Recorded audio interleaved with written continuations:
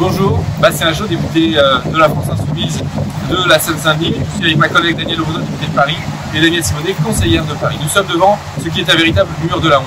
Un mur construit par la préfecture de police de Paris pour soi-disant protéger des riverains, des consommateurs de crack que le préfet Lallement, à la demande de la maire de Paris, Anne Hidalgo, a délocalisé de la rue Riquet jusqu'à la porte de la Villette. Le préfet de Lallement nous a dit qu'il n'y avait pas de riverains dans ce quartier, pourtant au 4 chemins, un des quartiers les plus pauvres de France, qui connaît des problèmes de trafic de cigarettes, qui connaît des problèmes de pauvreté, qui connaît des problèmes de logement insalubre.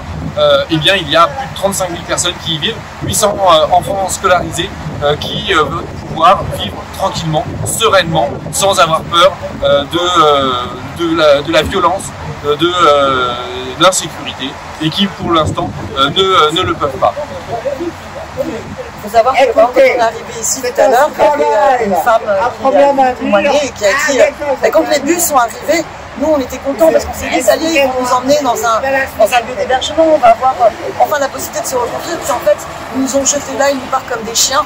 Comment voulez-vous qu'on s'en sorte quand finalement les pouvoirs publics ne nous accordent même pas la dignité? Voilà, c'était très fort.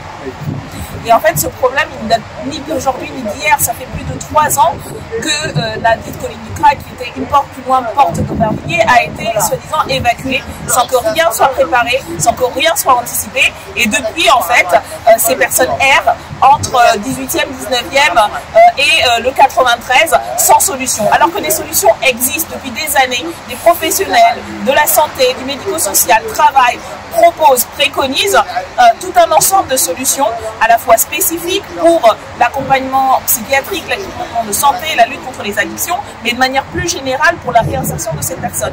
Or, aucun moyen à la hauteur de ces besoins n'a été débloqué, ni par la mairie qui avait connaissance de ces problèmes, qui avait l'expérience à portée de main avec les professionnels, ni par le gouvernement, moi-même ayant interpellé à plusieurs reprises les autorités locales et gouvernementales. Et cette situation est le résultat d'un échec et de l'irresponsabilité de la mairie et du gouvernement. Alors oui, les solutions existent, il faut bien sûr les réfléchir et les travailler en concertation avec les habitants et pas les imposer comme ça, par exemple à proximité d'une école. C'est évident que ça va susciter beaucoup d'incompréhension, beaucoup d'inquiétude.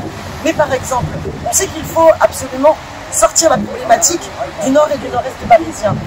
Vous avez des problématiques d'errance autour des Halles et vous avez justement l'Hôtel-Dieu. Plutôt que de privatiser un tiers de l'Hôtel-Dieu pour notamment un restaurant gastronomique, est-ce qu'on ne répondrait pas plus à l'intérêt général que de pouvoir y localiser une réponse adaptée permettant à la fois l'accès à de l'hébergement et de l'accès à l'accompagnement aux soins? Donc les solutions, elles existent. Notre exigence, c'est qu'enfin, gouvernement et ville de Paris répondent à l'ensemble de la problématique qui nous est posée. Alors l'urgence, c'est évidemment d'assurer la sérénité des riverains, d'assurer des conditions d'accueil dignes pour les consommateurs de crack pour qu'ils puissent se reconstruire, qu'ils puissent accéder aux soins. Et puis, dans le long terme, il faut renouveler la politique sociale, la politique sanitaire de notre pays pour éviter que de telles situations perdurent, ne se reproduisent. Mais pour cela, il faut réellement un changement de politique, un changement de gouvernement.